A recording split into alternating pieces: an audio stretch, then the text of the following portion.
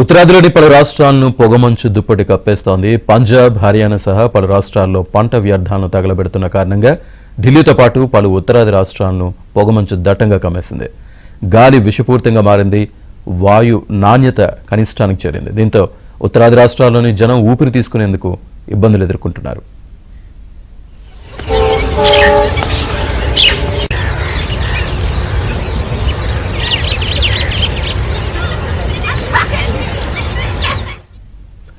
ఢిల్లీ, హర్యానా, ముంబై, ఆగ్రాలో దట్టమైన తెల్లటి పొగమంచు కమ్మేసింది.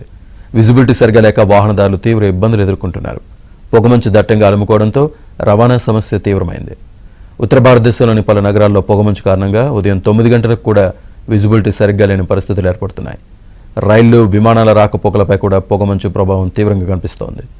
ఈ పొగమంచు దుప్పటి డిసెంబర్ చివరి నాటికి తీవ్రంగా మారుతుందని, ఇది జనవరి వరకు కొనసాగుతుందని వాతావరణ శాఖ అధికారులు చెబుతున్నారు.